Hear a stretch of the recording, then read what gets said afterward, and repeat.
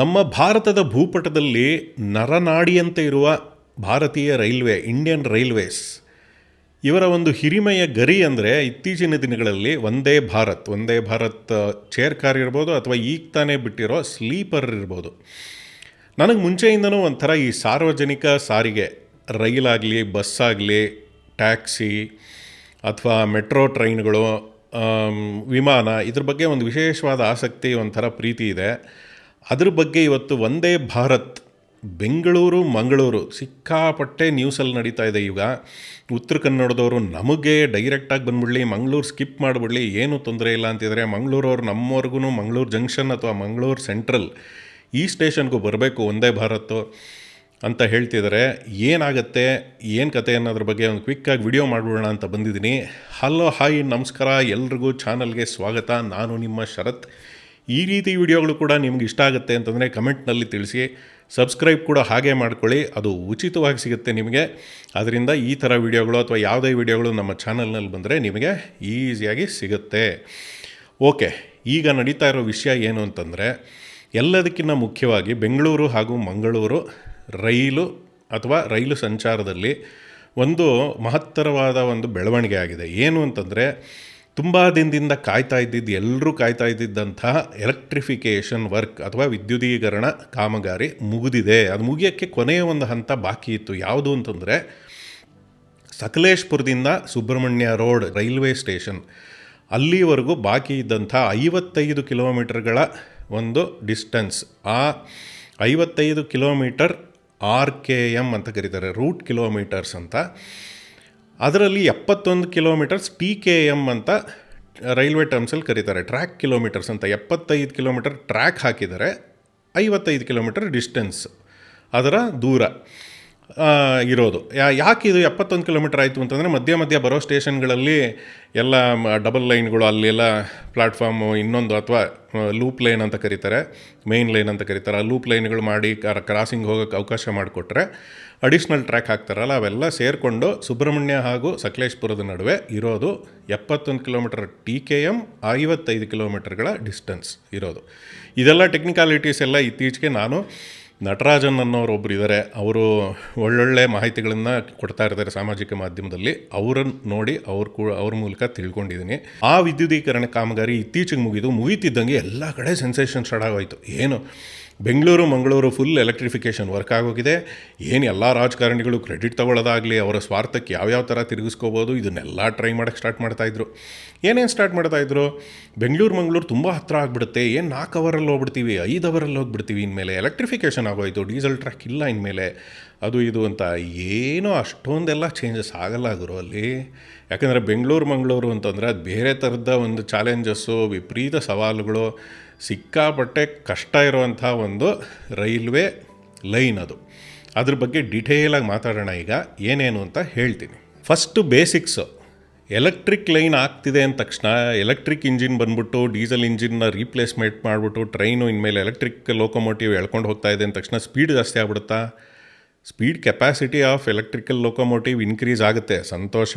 ಆದರೆ ಎಲ್ಲ ಸೆಕ್ಷನ್ಸಲ್ಲೂ ವಿಪರೀತ ಸ್ಪೀಡು, ಅದ್ರ ಕೆಪಾಸಿಟಿ ಸ್ಪೀಡ್ಗೆ ಹೋಗೋಕ್ಕಾಗಲ್ಲ. ಎಸ್ಪೆಷಲಿ ನಾವು ಬೆಂಗಳೂರು ಮಂಗಳೂರು ಇದ್ರ ಬಗ್ಗೆ ಮಾತಾಡೋಣ. ಮಂಗಳೂರಿಂದ ಆಮೇಲೆ ಇವಾಗಿನ ಪ್ರಚಲಿತ ಸುದ್ದಿ ಪ್ರಕಾರ ಅಥವಾ ಬರ್ತಾ ಇರೋ ನ್ಯೂಸ್ ಪ್ರಕಾರ, ಬೆಂಗಳೂರಿಂದ ಮಡ್ಗಾಂವ್ವರೆಗೂ ಬಿಟ್ಬಿಡ್ತೀವಿ ನಾವು ವಂದೇ ಭಾರತ್. ಇಲ್ಲಿಂದ ಬೆಳಗ್ಗೆ ಹೊರಟು ಸಂಜೆ ಒಂದು 13 ಗಂಟೆ ಡಿಸ್ಟೆನ್ಸ್ ಟ್ರಾವೆಲ್ ಮಾಡಿ ಮಡ್ಗಾಂವ್ವರೆಗೂ ತಲುಪ್ತೀವಿ. ಮಂಗಳೂರಿನ ಬೈಪಾಸ್ ಪಡೀಲ್ ಅಂತ ಇದೆ, ಪಡೀಲ್ ಸ್ಟೇಷನ್ನು, ಅಲ್ಲಿಂದ ಬೈಪಾಸ್ ಮಾಡಿ ಬಂಟ್ವಾಳ, ಪಡೀಲು, ಸುರತ್ಕಲ್ಲು, ಇವು 3 ಸ್ಟೇಷನ್ನು ಮಂಗಳೂರಿಗೆ ಸಂಬಂಧಪಟ್ಟಂಗೆ. ಬೇಕಿದ್ರೆ ಇಲ್ಲಿ ಇಳ್ಕೊಳ್ಳಿ. ಇಲ್ಲಿಂದ ನಾವು ಉಡುಪಿ, ಕುಂದಾಪುರ ಇದ್ರ ಪ್ರಕಾರ ಮುಂದೆ ಹೋಗಿ ಕಾರವಾರ ತಲುಪಿ, ಕಾರವಾರದಿಂದ ಮಡ್ಗಾಂವ್ಗೆ ರೀಚ್ ಆಗಿಬಿಡ್ತೀವಿ. ಬೆಂಗಳೂರು ಬೆಳಗ್ಗೆ ಬಿಟ್ಟರೆ ಸಂಜೆ ಮಡ್ಗಾಂವ್, ಗೋವಾ. ಅಲ್ಲಿಂದನೂ ಬೆಳಗ್ಗೆ ಅದೇ ಥರ ಒಂದು ಪ್ಯಾರಲಲ್ ಟ್ರೈನ್, ಪೇರಿಂಗ್ ಟ್ರೈನ್ಸ್ ಅಂತಾರಲ್ಲ, ಅಲ್ಲಿಂದನೂ ಹೊರಟಿರುತ್ತೆ, ಅದು ಸಂಜೆ ಬೆಂಗಳೂರಿಗೆ ಬಂದ್ಬಿಡುತ್ತೆ ಅಂತ ಪ್ರಪೋಸಲ್ ಹಾಕ್ತಿದ್ದಾರೆ. ಈ ಪ್ರಪೋಸಲ್ ಹಾಕ್ತಾ ಇರೋ ಹಿಂದೆನೂ ಪ್ರಾಬಬ್ಲಿ ಇಂಟೆಲಿಜೆಂಟ್ ಬ್ರೈನ್ಸ್ ವರ್ಕ್ ಆಗ್ತಾಯಿದೆ. ಆದರೆ ಸಂತೋಷ, ಯಾವ ಥರ ಸಂತೋಷ ಅಂತಂದರೆ, ಬೆಂಗಳೂರಿಂದ ಮಂಗಳೂರಿಗೆ ಹೋಗ್ಬಿಟ್ಟು ಬೆಳಗ್ಗೆ ಹೊರಟು, ಮಂಗಳೂರಿಂದ ಮತ್ತು ಮಧ್ಯಾಹ್ನ ಹೊರಟ್ಬಿಟ್ಟು ಬೆಂಗಳೂರಿಗೆ ಬಂತು ಅಂತಂದರೆ ಓಕೆ, ಅದು ಕ್ವಿಕ್ಕಾಗಿ ಒಂದು ಟ್ರೈನು ಆಗುತ್ತೆ. ಬಟ್ ಎಷ್ಟರ ಮಟ್ಟಿಗೆ ಅದು ಫಿಲ್ ಆಗುತ್ತೆ ಏನು ಅನ್ನೋದು ನೆಕ್ಸ್ಟ್ ಕ್ವಶನ್ ಬರುತ್ತೆ. ಅದೇ ಥರನೇ ಪ್ಯಾರಲಲ್ ಟ್ರೈನೂ ಇನ್ನೊಂದು ಬಿಡಬೇಕು. ನನ್ನ ಲೆಕ್ಕದಲ್ಲಿ ಬರೀ ಇಲ್ಲಿಂದ ಬೆಳಗ್ಗೆ ಹೊರಟ್ಬಿಟ್ಟು ಅಥವಾ ಮಂಗಳೂರಿಂದ ಒಂದೇ ಕಡೆಯಿಂದ ಹೊರಟ್ಬಿಟ್ಟು ಬಿಟ್ಟರೆ ಆಗಲ್ಲ, 2 ಟ್ರೈನ್ ಬಿಡಲೇಬೇಕಾಗುತ್ತೆ. ಅಲ್ಲಿಂದನೂ ಬೆಳಗ್ಗೆ ಹೊರಡೋ ಥರ, ಇಲ್ಲಿಂದನೂ ಬೆಳಗ್ಗೆ ಹೊರಡೋ ಥರ ಬಿಡಬೇಕು. ಅದು ಫುಲ್ಲು ಎಷ್ಟು ಎಫೆಕ್ಟಿವ್ ಆಗಿ ಯೂಸ್ ಆಗುತ್ತೆ, ಎಷ್ಟು ರೆವಿನ್ಯೂ ಜನ್ರೇಟ್ ಮಾಡುತ್ತೆ ಅನ್ನೋದು ಒಂದು.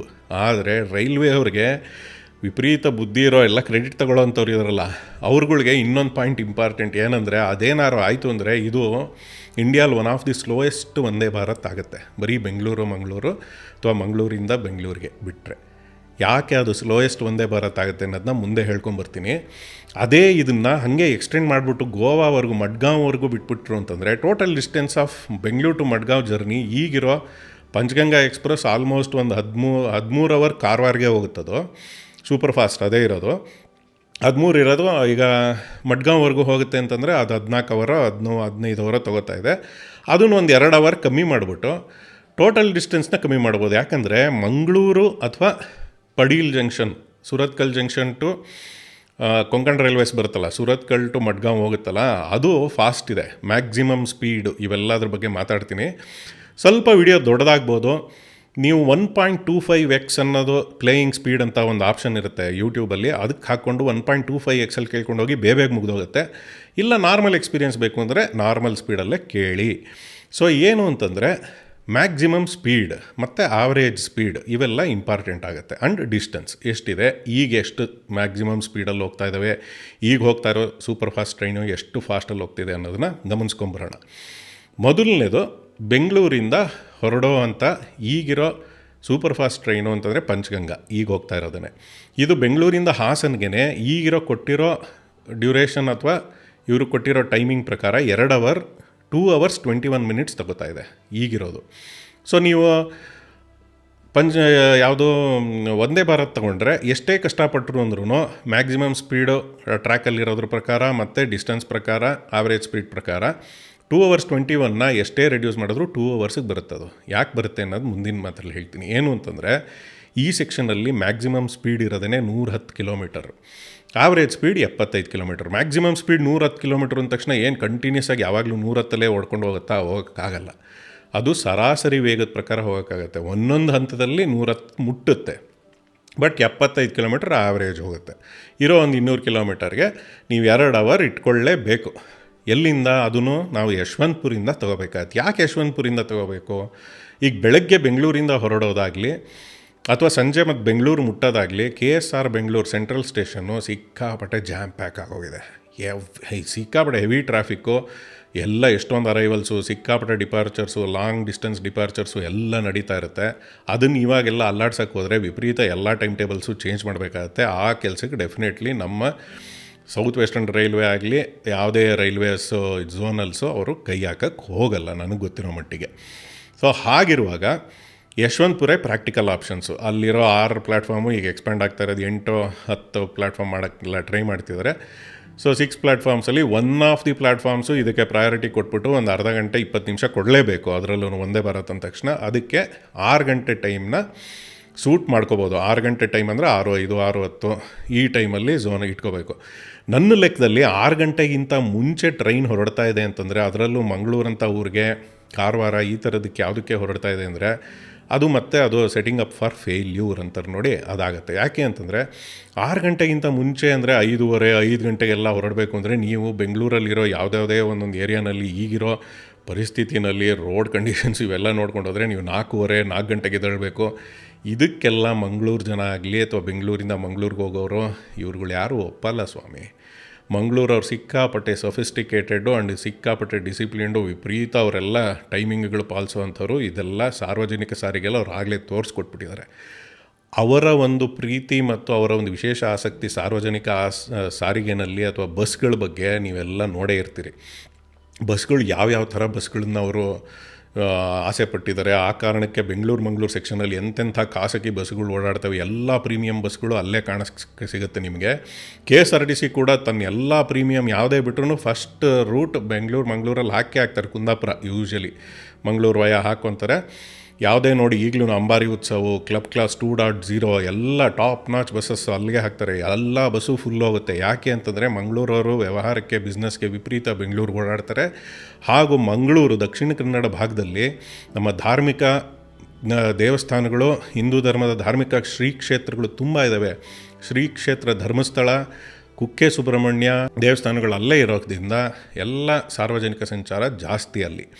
ಈ ಕಾರಣಕ್ಕೆ ಅವರು ಸಾರ್ವಜನಿಕ ಸಾರಿಗೆನ ವಿಪರೀತ ಆಸೆ ಪಡ್ತಾರೆ. ಇದೇ ಥರ ಆಸೆ ಪಡೋದು ಒಂದು ರೀಸನ್ ಕೆಳಗಡೆ ಆ ಖಾಸಗಿ ಬಸ್ಗಳ ಮಾಲೀಕರು ವಿಪರೀತ ಎಲ್ಲ ಹೆವಿ ಹ್ಯಾಂಡ್ಸು, ಅವರೆಲ್ಲ ರಾಜಕೀಯ ಶಕ್ತಿಗಳು, ಕೈವಾಡ ಇವೆಲ್ಲ ಸೇರಿಕೊಂಡು ಸಿಕ್ಕಾಪಟ್ಟೆ ಒಳಸಂಚುಗಳನ್ನು ಕೂಡ ಮಾಡ್ತಾರೆ. ಅವರು ರೈಲ್ವೆಗೆ ಇಂಪ್ರೂವ್ ಆಗದೆ ಇರೋಂಗೆ ಭಾಳ ವ್ಯವಸ್ಥಿತವಾಗಿ ನೋಡ್ಕೊಂಡಿದ್ದಾರೆ. ಹೇಗೆ ಅಂತಂದರೆ ಯಾವುದೇ ಒಂದು ಟೈಮ್ ಟೇಬಲ್ ರಿಲೀಸ್ ಆಗಲಿ, ಹೊಸ ಟ್ರೈನ್ಗಳ ಒಂದು ಇಂಟ್ರೊಡಕ್ಷನ್ ಆಗಲಿ, ಏನೇ ಮಾಡ್ತಾಯಿದ್ರು ತಮ್ಮ ಖಾಸಗಿ ಬಸ್ಗಳ ಬಿಸ್ನೆಸ್ಗೆ ಇಂಪ್ಯಾಕ್ಟೇ ಆಗಬಾರ್ದು, ಇಂಪ್ಯಾಕ್ಟ್ ಆದರೂ ಬಹಳ ಕಡಿಮೆ ಆಗಬೇಕು ಅನ್ನೋ ಥರ ನೋಡ್ಕೋತಾರೆ. ಹೇಗೆ ಅಂತಂದರೆ ಆ ಟೈಮಿಂಗ್ಸ್ ಹೆಂಗಿರ್ತವೆ ಅಂದರೆ, ಈಗ ಸುಬ್ರಹ್ಮಣ್ಯದಿಂದ ಮಂಗಳೂರಿಗೆ ಎಷ್ಟೊಂದು ಪ್ಯಾಸೆಂಜರ್ ಟ್ರೈನ್ಗಳು ಇವೆಲ್ಲ ಬಿಟ್ಟರು, ಅದೆಲ್ಲ ನೋಡಿ ಅದರ ಟೈಮಿಂಗ್ ಎಲ್ಲ ಮಧ್ಯರಾತ್ರಿ ಯಾವಾಗಲೋ ಹೋಗಿ ತಲುಪುತ್ತದೆ ಮಂಗಳೂರಿಗೆ, ಅಥವಾ 11 ಗಂಟೆಗೆ ಯಾವಾಗಲೋ ಹೋಗುತ್ತೆ. ಯಾರು ಹೋಗ್ತಾರೆ? ಅದು ಮಂಗಳೂರವ್ರು. ಎಂತ ಅಲ್ಲಿಗೆಲ್ಲ ಅಷ್ಟೊತ್ತಿಗೆಲ್ಲ ನಾವು ಹೋಗಲಿಕ್ಕೆ ಆಗೋದಿಲ್ಲ ಮಾರ್ರೆ, ನಾವು ಬೇಗ ಹೋಗಿ ತಲುಪಬೇಕು, ಬಸ್ಸೇ ಉತ್ತಮ ನಮಗೆ, ಬಸ್ಸೇ ಹತ್ಕೊಂಡು ಹೋಗ್ಬಿಡ್ತಾರೆ ಅವರು.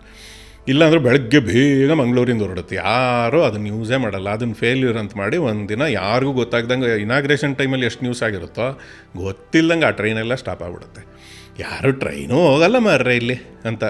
ಸರಿಯಾದ ಟೈಮ್ಗೆ ಹಾಕಿದ್ರೆ ಹೋಗೇ ಹೋಗ್ತಾರೆ ಸರ್. ನೀವುಗಳು ಹಾಕೋದೆಲ್ಲ ಇಂಥವೇ. ಸೊ ಅದನ್ನೇ ಈ ಟೈಮ್ ಟೇಬಲ್ ಮಾಡಬೇಕಾದ್ರೂ ವಿಪರೀತ ಜನ ಇನ್ವಾಲ್ವ್ ಆಗ್ಬಿಡ್ತಾರಲ್ಲಿ. ಅದೇ ಕಾರಣಕ್ಕೆ ಮಂಗಳೂರಿಗೆ ಹೇಗೆ ಮಾಡ್ತಾರೆ ಈ ವಂದೇ ಭಾರತ್ ಅನ್ನೋದು ಒಂದು ಕುತೂಹಲ ಎಲ್ಲರಲ್ಲೂ ಕಾಡ್ತಾ ಇದೆ. ಎಲ್ಲರೂ ಅದನ್ನು ತುಂಬ ಗಮನ ಇಟ್ಟು ನೋಡ್ತಾ ಇದ್ದಾರೆ. ನನ್ನ ಲೆಕ್ಕದಲ್ಲಿ ವಂದೇ ಭಾರತ್ ಸೀಟರ್ ಕುತ್ಕೊಂಡು ಹೋಗುವಂಥ ಟ್ರೈನ್ಗಳನ್ನು ಯಾವಾಗಲೇ ಮಾಡಿದ್ರು 5 ಅವರ್ 4ರಿಂದ 5 ಗಂಟೆಗಳು ಆರಾಮಾಗಿ ಕೂತ್ಕೊಂಡು ಹೋಗ್ಬೋದು. ಅದ್ರ ಮೇಲ್ಗಡೆ ಕೂರಕ್ಕೆ 6 ಗಂಟೆ ಮೇಲೆಲ್ಲ ಕೂತ್ಕೊಂಡೇ ಬೇಜಾರಾಗುತ್ತೆ ಸರ್. ನಾನು ನೋಡ್ತಾ ಇರೋಂಗೆ, ನಾನು ಈ ವಿಸ್ತಾಡೋಮು ಇವುಗಳನ್ನೆಲ್ಲ ಹೋಗ್ಬಿಟ್ಟು ಬಂದೆ. ಅಯ್ಯೋ, ಕೂತ್ಕೊಂಡು ಹೋಗೋಕ್ಕೆ ಸಿಕ್ಕಾಪಟ್ಟೆ ಬೇಜಾರಾಗ್ಬಿಡುತ್ತೆ. ಈ ಸ್ಲೀಪರು ಈ ಥರದ್ದು ಬಂದಾಗ ವಂದೇ ಭಾರತ್ ಸ್ಲೀಪರು ನೈಟ್ ಟ್ರೈನ್ಸ್ಗಳಿಗೆ ವಿಪರೀತ ಪ್ರಮೋಟ್ ಮಾಡಿ ಚೆನ್ನಾಗಿ ಬಿಡಬೇಕು ಅದನ್ನು. ಅಷ್ಟೊತ್ತಿಗಾದರೂ ಸ್ಟೆಬಿಲೈಸ್ ಆಗಿ ಮಂಗಳೂರಿಗೆ ಸ್ಲೀಪರ್ಗಳನ್ನು ಬಿಟ್ಟರೆ ಫಸ್ಟ್ ಕ್ಲಾಸ್ ಸೂಪರ್ ಹಿಟ್ ಆಗುತ್ತೆ, ಹೇಳ್ತೀನಿ ಕೇಳಿ. ಅದು ಬಿಟ್ಬಿಟ್ಟು ಈ ಚೇರ್ ಕಾರು ಇವುಗಳೆಲ್ಲ ಭಾರಿ ಹುಷಾರಾಗಿ ಟೈಮಿಗೆ ಸೆಟ್ ಆಗೋ ಥರ ಬಿಡಬೇಕು. ಅದಿಲ್ಲ ಅಂತಂದರೆ ಚಾನ್ಸೇ ಇಲ್ಲ ಆಗೋಕ್ಕೆ. ಬೆಂಗಳೂರು ಹಾಸನ ವರ್ಕ್ ಆಗ್ಬೋದು, ಇದು ಬಿಟ್ಟು ಮಂಗಳೂರವ್ರಿಗೂ ಕೂತ್ಕೊಂಡು ಯಾರು ಹೋಗಲ್ಲ ಇವ್ರುಗಳು. ಆ ಟ್ರೈನಲ್ಲಿ ಪ್ರಾಬ್ಲಮ್ ಏನು ಅಂದರೆ, ವಂದೇ ಭಾರತಲ್ಲಿ ಫೆಸಿಲಿಟೀಸ್ ಆಗಲಿ, ಊಟ ತಿಂಡಿ ಇವುಗಳೆಲ್ಲ ಕೊಡ್ತಾರೆ, ಸಂತೋಷ. ಆದರೆ 6 ಅವರ್ ಕೂತ್ಕೊಂಡು ಕೊನೆಯ ಸ್ಟ್ರೆಚ್ ಹೋಗೋಷ್ಟಳಪ್ಪ ಯಾವಾಗ ಬರುತ್ತೆ ಊರು ಅನ್ನೋ ಥರ ಆಗೋಗ್ಬಿಟ್ಟಿರುತ್ತೆ. ಬೇಜಾರು ಬಂದ್ಬಿಡುತ್ತೆ. ನಿಮಗೆ ಎಷ್ಟೇ ಕೆಲಸ ಇದ್ದರೂ ಎಲ್ಲ ಮಾಡ್ಕೋಬೋದು, ಸಂತೋಷ ಏನೇ ಇದ್ರೂ ಬೇಜಾರು ಬರುತ್ತೆ. ಕೂತ್ಕೊಂಡು ಹೋಗೋಕ್ಕಾಗಲ್ಲ. ನೀವು ಓಡಾಡ್ತಿರ್ಬೋದು, ಎಲ್ಲ ಆಗತ್ತೆ. ಆದ್ರೂ ಅದು ಮತ್ತೆ ನಮ್ಮ ರೈಲ್ವೆ ಪರಿಸ್ಥಿತಿಯಲ್ಲಿ ಆರಂಭ ಶುರುಗಳನ್ನು ವಿಪರೀತ ನೋಡಿದ್ದೀವಿ. ವಿಸ್ಟಾಡೋಮ್ ಓಪನ್ ಆದಾಗಲೂ ಹಾಗೆ ಇತ್ತು, ಗೊತ್ತಲ್ಲ, ಏನೇನೋ ಇದೆ ಅದು ಇದು ಅಂತ. ಈಗ ಹೋಗಿ ಆ ಕಂಡೀಷನ್ಸ್ ನೋಡಿ ಅಪ್ಪ ತಲೆ ಕೆಟ್ಟೋಗುತ್ತೆ, ಏನೂ ಪ್ರಯೋಜನ ಇಲ್ಲ, ಬೇಜಾರಾಗ್ಬಿಡುತ್ತೆ. ಆ ವಿಸ್ಟಾಡೋಮಲ್ಲಿ ಏನಾದ್ರು ಟ್ರಾವೆಲ್ ಮಾಡಿಬಿಟ್ರೆ.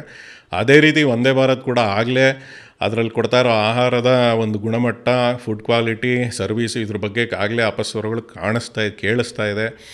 ಅದು ಯಾವಾಗ ಬೇಗ ಸರಿ ಮಾಡ್ಕೋತಾರೋ ನಾವು ನೋಡಬೇಕು. ಬಟ್ ಫಸ್ಟ್ ಚೆನ್ನಾಗಿ ಆರಂಭ ಶುರುತ್ವಗಳು ಇದ್ದೇ ಇರುತ್ತೆ ನಮ್ಮವ್ರದ್ದು. ಆಮೇಲೆ ಅದೆಲ್ಲ ಹಾಗೆ ಡಿಟ್ಯೂರೇಟ್ ಆಗ್ತಾ ಬರುತ್ತೆ. ಜನನೂ ಕೂಡ ಹಾಗೆ. ಸಿವಿಕ್ ಸೆನ್ಸ್ ಅನ್ನೋದು ವಿಪರೀತ ಕಮ್ಮಿ ನಮ್ಮ ದೇಶದಲ್ಲಿ.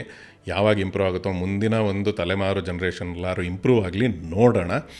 ಬಟ್ ಇದನ್ನೆಲ್ಲ ಪಕ್ಕಕ್ಕಿಟ್ಟು ನೋಡಿದ್ರೂ ಬೆಂಗಳೂರು ಹಾಗೂ ಮಂಗಳೂರು ನಡುವೆ ವಂದೇ ಭಾರತ್ ಅಂತ ಏನಾದ್ರು ಬಿಡ್ತಾ ಇದ್ದೀವಿ ಅಂತಂದರೆ, ನಾನು ಆಗಲೇ ಹೇಳ್ತಾ ಇದ್ದಾಗೆ ಬೆಂಗಳೂರು ಹಾಸನ್ ಇಲ್ಲಿಗೆ 2 ಅವರ್ಸ್ ಆಗುತ್ತೆ. ಹಿಂಗೆ ಮುಂದುವರ್ಕೊಂಡು ಹೋಗೋಣ. ಹಾಸನ್ನಿಂದ ನೆಕ್ಸ್ಟ್ ಸಿಗೋದು ಸಕಲೇಶ್ಪುರ ಮೇಜರ್ ಸ್ಟೇಷನ್ನು. 40 ನಿಮಿಷ ಆಗೇ ಆಗುತ್ತೆ. 40 ನಿಮಿಷ ಯಾಕಾಗುತ್ತೆ ಅಂತಂದರೆ, ಆಗಲೇ ನಾನು ಬರ್ಕೊಂಬಂದಂಗೆ ಇದರಲ್ಲಿ ಮ್ಯಾಕ್ಸಿಮಮ್ ಸ್ಪೀಡು 80 km/h ಇದೆ. 40 ನಿಮಿಷ ತಗೊಂಡೆ 42 ಕಿಲೋಮೀಟರ್ ಆಗುತ್ತೆ. 70 kilometres average speed, maximum speed 80 kilometres. 70 ಇರೋದು ಆವ್ರೇಜ್ ಡೌಟು, ನಂದು ಒಂದು ಅಂದಾಜು ಪ್ರಕಾರ ಹಾಕ್ಕೊಂಡಿದ್ದೀನಿ. ಸೊ 2 ಗಂಟೆ ಹಾಸನ್ಗೆ, ಅಲ್ಲಿಂದ 40 ನಿಮಿಷ ಸಕಲೇಶ್ಪುರಕ್ಕೆ. ಸಕಲೇಶ್ಪುರದಲ್ಲಿ ಒಂದು ಟೆಕ್ನಿಕಲ್ ಹಾಲ್ಟ್ ಅಂತ ಕೊಡ್ತಾರೆ. ಹಂಗೆ ಕೊಟ್ಟಾಗ ಟಿಕೆಟ್ ಕೊಳ್ಳಬೋದು, ಜನರಿಗೆ ಅನುಕೂಲ ಆಗುತ್ತೆ. ತಾಲೂಕು ಕೇಂದ್ರ ಹಾಸನ್ಗಂತೂ ಈಸಿ. ಒಂದು 6 ಗಂಟೆ ಅಂತ ಇಟ್ಕೊಂಡ್ಬಿಟ್ಟು ಆಗಲೇ ನಾವು ಹೇಳ್ದಂಗೆ 6ರಿಂದ 8 ಗಂಟೆ ಹಾಸನ್ಗೆ. 8-8:15 ಅಷ್ಟರಲ್ಲಿ ಹಾಸನ್ ಬಿಟ್ಬಿಟ್ಟು 8:50, 8:45, 9 ಗಂಟೆ ಒಳಗಡೆ ಸಕಲೇಶ್ಪುರ. 9 ಗಂಟೆಗೆ ಸಕಲೇಶ್ಪುರ ಬಿಟ್ಟರು 9 ಗಂಟೆಯಿಂದ ಸಕಲೇಶ್ಪುರದಿಂದ ಸುಬ್ರಹ್ಮಣ್ಯ ರೋಡ್. ಇದು ಪ್ರಮುಖ ಹಂತ. ಏನು ಅಂತಂದರೆ, ಇಲ್ಲಿ 55 ಕಿಲೋಮೀಟರ್ಗಳ ಒಂದು ಈ ದೂರ ಕ್ರಮಿಸ್ಬೇಕು. ಈ ದೂರ ಕ್ರಮಿಸೋದ್ರಲ್ಲಿ ಮೇಜರ್ ಒಂದು ಘಾಟ್ ಸೆಕ್ಷನ್ ಬಗ್ಗೆ ಆಗಲೇ ಎಲ್ರಿಗೂ ಗೊತ್ತಿರೋ ಹಾಗೆ MSL ಅಂತ ಕರೀತಾರಲ್ಲ, mean sea level 906 metres mean sea ಲೆವೆಲ್ಲಿಂದ 114 MSLವರೆಗೂ ಹೋಗಬೇಕು, ಕೆಳಗಡೆ ಇಳಿಬೇಕು. Descent 906 to 114 MSL, 906 metres to 114. ಅಂದರೆ 906 ಮೀಟರ್ಸ್ ಅಂದರೆ ಆಲ್ಮೋಸ್ಟ್ 1 ಕಿಲೋಮೀಟ್ರ್ ಮೇಲ್ಗಡೆ ಸಮುದ್ರ ಮಟ್ಟದಿಂದ ಇರೋವಂಥ ಅಲ್ಲಿಂದ 114ವರೆಗೂ ಅಂತಂದರೆ ಆಲ್ಮೋಸ್ಟ್ 10 ಪಟ್ಟು ಇಳಿಬೇಕು. ಅದು ಇಳಿಯೋಕ್ಕೆ 55 ಕಿಲೋಮೀಟ್ರ್ಗಳ ಒಂದು ದೂರ ಕ್ರಮಿಸಬೇಕು. ಆ 55 ಕಿಲೋಮೀಟ್ರ್ ಇಳಿಬೇಕಾದ್ರೆ 2 ಅವರಲ್ಲಿ ಇಳಿಬೋದು. ಈಗಿರೋ ಪರಿಸ್ಥಿತಿಲಿ ಒಂದು 2.5 ಅವರು ಎಲ್ಲ ಇಳಿತಾ ಇದೆ ಬೇರೆ ಟ್ರೈನ್ಗಳೆಲ್ಲ. ಯಾಕೆ 2.5 ಅವರ್ ತೊಗೊಳುತ್ತೆ ಅಂದರೆ 30 km/h, 30 km/h ಆವ್ರೇಜ್ ಸ್ಪೀಡ್ ಅಲ್ವಾ? ಮ್ಯಾಕ್ಸಿಮಮ್ ಸ್ಪೀಡೇ 30 km/h. ಆವ್ರೇಜ್ ಸ್ಪೀಡು ಇನ್ನೂ ಕಮ್ಮಿನೇ ಆಗುತ್ತೆ. 20 km/h ಇರುವಂಥ ಸೆಕ್ಷನ್ಸ್ ಕೂಡ ಮಧ್ಯ ಇದ್ದಾವೆ. ಜೊತೆಗೆ ಎಷ್ಟೊಂದು ಕಡೆ ಬ್ರೇಕ್ ಟೆಸ್ಟಿಂಗ್ ಅಂತ ಈವನ್ ವಂದೇ ಭಾರತ್ಗೂ ಮಾಡಲೇಬೇಕಾದಂಥ ಪರಿಸ್ಥಿತಿ. ಸಣ್ಣ ನಿಲ್ದಾಣಗಳು, ದೋಣಿಗಾಲು, ಸಿರಿವಾಗಿಲು, ಎಡಕು ಮೇರಿ ಇವೆಲ್ಲ ಸಿಗ್ತವೆ. ಅಲ್ಲಿ ಆಪೋಸಿಟ್ ಟ್ರೈನ್ಗಳು ಕೂಡ ಬರ್ತಾ ಇರ್ತವೆ. ಇವೆಲ್ಲ ಅಲ್ಲಿ ಸಿಗುವಂಥ ಸವಾಲುಗಳು. ಆಪೋಸಿಟ್ ಟ್ರೈನ್ಗಳು ಬರ್ತಿರ್ತಾವಲ್ಲ, ವಂದೇ ಭಾರತ್ತು ಬರುತ್ತೆ, ಎಲ್ಲಿ ಬರುತ್ತೋ ಅಂತ ಗೊತ್ತಿಲ್ಲ. ಆ ಟೈಮ್ಗೆ ಕರೆಕ್ಟಾಗಿ ಅಲ್ಲಿಗೆ ಬರ್ದೇ ಇರೋ ಹಾಗೆ ನೋಡ್ಕೋಬೇಕು. ಆಮೇಲೆ ಎಷ್ಟೊಂದು ಕಡೆ ಕಾಷನ್ ಆರ್ಡರ್ಸ್ ಅಂತ ಹಾಕಿರ್ತಾರೆ. ಈ ಸೆಕ್ಷನ್ಸಲ್ಲಿ ಎಷ್ಟೊಂದು ಕಡೆ ರಿಪೇರಿಗಳು, ಈ ಗುಡ್ಡಗ ಎಲ್ಲ ಬೀಳ್ತಾ ಇರೋವಂಥ ಪರಿಸ್ಥಿತಿಗಳು, ಇವೆಲ್ಲ ರಿಪೇರಿ ಮಾಡ್ತಾ ಇರ್ತಾರೆ. ಮೇಂಟೆನೆನ್ಸ್ ವರ್ಕ್ ಜಾಸ್ತಿ. ಕಾಷನ್ ಆರ್ಡರ್ಸ್ ಯಾವಾಗಲೂ ಇದ್ದೇ ಇರುತ್ತೆ ಆ ಸೆಕ್ಷನ್ಸಲ್ಲಿ. ಆವಾಗ ನಿಧಾನ ಆಗೇ ಆಗುತ್ತೆ. ಈ ಕಾರಣಕ್ಕೆ 2 ಅವರ್ ನೀವು ಇಟ್ಕೊಳ್ಳೇಬೇಕು, ಎಷ್ಟೇ ಏನೇ ಮಾಡಿದ್ರು. 30 km/h ಇದೆ. ಆ ಕಾರಣಕ್ಕೆ ನೀವು 2 ಅವರ್ಸ್ ಅಂತ ಇಟ್ಕೊಂಡ್ರಿ ಅಂತಂದರೆ, ನೀನು ಆಗಲೇ ಹೇಳಿದಾಗೆ 2 hours 40 minutes ಆಗಲೇ 9 ಗಂಟೆ ಸಕಲೇಶ್ಪುರ ಆಗೋಯ್ತು. 9ರಿಂದ 11 ಗಂಟೆ 11:15 ಅಷ್ಟರಲ್ಲಿ ಸುಬ್ರಹ್ಮಣ್ಯಕ್ಕೆ ತಲುಪ್ತೀವಿ. ಇದು ಸುಬ್ರಹ್ಮಣ್ಯ ಬೆಂಗಳೂರು ಓಡಾಡೋರಿಗೆ ಅಥವಾ ಬೆಂಗಳೂರಿನ ಸುಬ್ರಹ್ಮಣ್ಯ ಓಡೋರಿಗೆ ಒಳ್ಳೆ ಗೋಲ್ಡನ್ ಆಪರ್ಚುನಿಟಿ ಥರ ಆಗೋಗ್ಬಿಡುತ್ತೆ. ತುಂಬ ಸುಖ. ಆರಾಮಾಗಿ 6 ಗಂಟೆಗೆ ಹತ್ತಿದ್ರೆ 11 ಗಂಟೆ ಅಷ್ಟರಲ್ಲಿ ಸುಬ್ರಹ್ಮಣ್ಯಕ್ಕೆ ಹೋಗಿ ಆರಾಮಾಗಿ ವಂದೇ ಭಾರತಲ್ಲಿ ಬೆಳಗ್ಗೆ ತಿಂಡಿ ತಿಂದ್ಕೊಂಡು ಹೋಗಿ ದೇವ್ರ ದರ್ಶನ ಮಾಡಿಕೊಂಡು ಆರಾಮಾಗಿ ಬರ್ಬೋದು.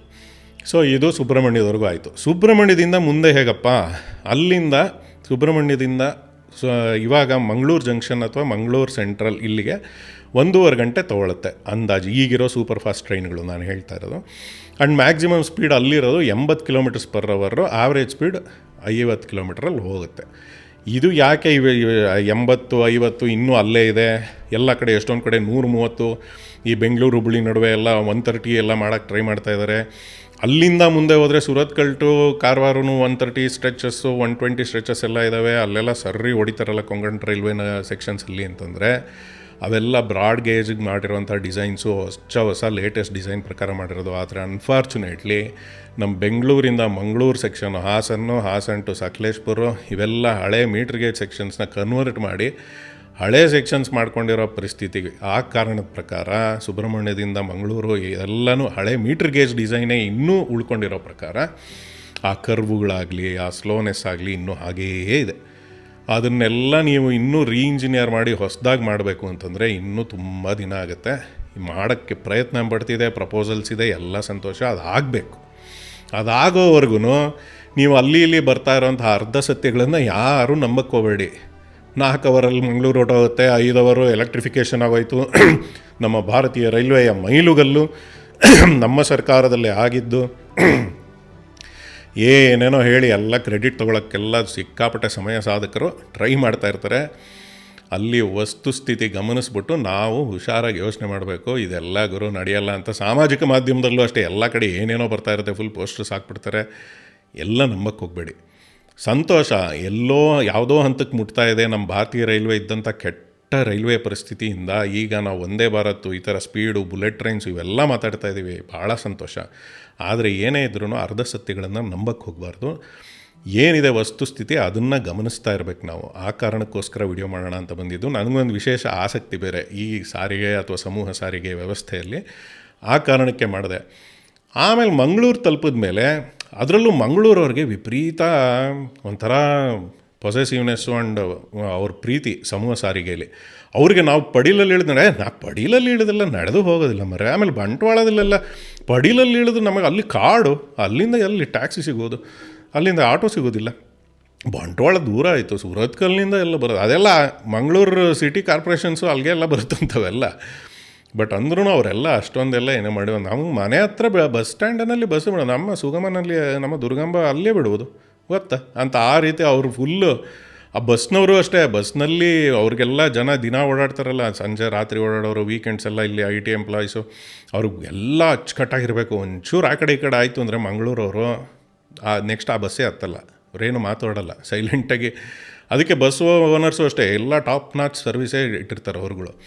ಇಂಥ ಪರಿಸ್ಥಿತಿಲಿ ನೀವು ಟ್ರೈನು ಅಲ್ಲೆಲ್ಲ ಒಂದು ಬಿಟ್ಬಿಟ್ಟು ಹೋಗ್ತೀವಿ ಅಂತಂದರೆ ಯಾರೇ ಹೋಗ್ತಾರೆ? ಅವ್ರಿಗೆ ನೀಟಾಗಿ ಮಂಗಳೂರು ಸ್ಟೇಷನ್. ಈಗ ಹೆಂಗೂ ಈ ಟ್ರೈನು ಈಗೇನು ಇಂಜಿನ್ ರಿವರ್ಸಲ್ಲು ಅವೆಲ್ಲ ಏನೂ ಇರಲ್ಲ. ಸೊ ಈ 4 ಪಾಸಿಬಿಲಿಟೀಸ್ ಒಳ್ಳೆ ರೆವೆನ್ಯೂ ಜನ್ರೇಟ್ ಮಾಡಬೇಕು ಅಂದರೆ ಮಂಗಳೂರು ಜಂಕ್ಷನ್ಗಾರು ಅಟ್ಲೀಸ್ಟ್ ಹೋಗಬೇಕು, ಇಲ್ಲ ಸೆಂಟ್ರಲ್ಗೂ ಹೋಗ್ಬಿಟ್ಟು ರಿವರ್ಸೇ ಬರ್ಬೋದು. ಮುಂಚೆ ಸೆಂಟ್ರಲ್ಗೆ ಹೋದರೆ ಅಲ್ಲಿ ಫುಲ್ಲು ಶಂಟಿಂಗ್ ಮಾಡಬೇಕು, ಅವೆಲ್ಲ ಪರಿಸ್ಥಿತಿ ಇತ್ತು. ಈಗೇನು ಇಲ್ಲ, ಆರಾಮಾಗಿ ಹೋಗ್ಬಿಟ್ಟೆ ಬರ್ಬೋದು, ಏನು ಅಂಥ ಟೈಮ್ ಏನಾಗಲ್ಲ, ಹೋಗುತ್ತೆ ಬರುತ್ತೆ ಅಂತ ಮಾಡಿಡ್ಬೋದು. ಹೆಂಗಿದ್ರೂ ಮಡ್ಗಾಂವ್ವರೆಗೂ ತೊಗೊಂಡೋಗ್ತಾ ಇದ್ದೀರಿ ಅಂದರೆ ಒಳ್ಳೆ ರೆವಿನ್ಯೂ ಜನ್ರೇಷನ್. ಮಂಗಳೂರಿಂದ ಗೋವಾಗೆ ಹೋಗೋವರೆಗೂ ಅದು ಒಳ್ಳೆ ಫೆಸಿಲಿಟಿ ಆಗುತ್ತೆ.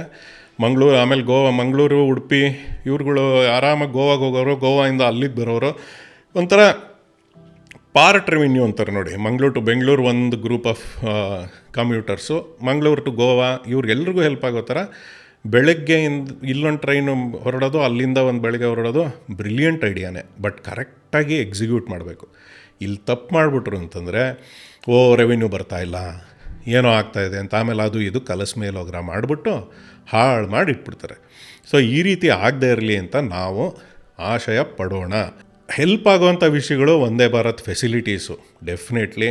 ಇದು ಬಿಟ್ಟರೆ ಸುಬ್ರಹ್ಮಣ್ಯದಲ್ಲಿ ಮತ್ತು ಸಕಲೇಶ್ಪುರದಲ್ಲಿ ಟೈಮ್ ವೇಸ್ಟ್ ಆಗ್ತಾಯಿತ್ತಲ್ಲ 20 ನಿಮಿಷ, ಅದೆಲ್ಲ ಇಂಜಿನ್ನು, ಯಾಕಂದರೆ ಬ್ರೇಕರ್ಸ್ ಹಾಕೋರು ಮತ್ತು ಅಲ್ಲಿ ಶಂಟಿಂಗ್ ಮಾಡೋಕ್ಕೆ ಇನ್ನೂ ಎಕ್ಸ್ಟ್ರಾ ಇಂಜಿನ್ಸು ಮುಂದ್ಗಡೆ ಹಾಕ್ಕೊಂಡು ಎಳ್ಕೊಂಡು ಹೋಗೋದು, ಇವೆಲ್ಲ ಏನೂ ಇಲ್ಲ. ಇನ್ಮೇಲೆ ಆರಾಮ ವಂದೇ ಭಾರತ್ ಒಳ್ಳೆ ಪವರು ಎಳ್ಕೊಂಡು ಹೋಗುತ್ತೆ. 130 km/h ಎಲ್ಲ ಸೆಕ್ಷನ್ಸಲ್ಲೂ ಇಂಪ್ಲಿಮೆಂಟ್ ಮಾಡಿಬಿಟ್ರೆ ಸಂತೋಷ. ಡಬಲ್ ಲೈನ್ ಯಾವಾಗ ಆಗುತ್ತೆ ಅನ್ನೋದು ಗೊತ್ತಿಲ್ಲ.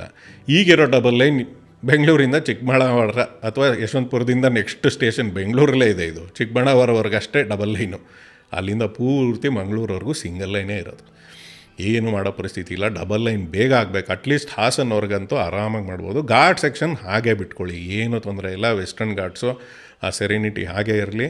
ಸ್ಪೀಡ್ ಇನ್ಕ್ರೀಸ್ ಮಾಡೋ ಪ್ರಾಬಬಿಲಿಟಿ 30 km/h ಮ್ಯಾಕ್ಸ್ ಸ್ಪೀಡ್ನ 50 ಮಾಡ್ಬೋದು ಅಂತ ಅಲ್ಲಿ ಇಲ್ಲಿ ಓದಿದೆ. 50ವರೆಗೂ ಆಯಿತು ಅಂತಂದರೆ ಅದೂ ನಥಿಂಗ್ ಲೈಕ್ ಇಟ್. ಆರಾಮಾಗಿ ಎಲ್ಲ ಪ್ರಕೃತಿ ಸೌಂದರ್ಯ ನೋಡಿಕೊಂಡು ಫಸ್ಟ್ ಕ್ಲಾಸಾಗಿ ಎಂಜಾಯ್ ಮಾಡ್ಬೋದು.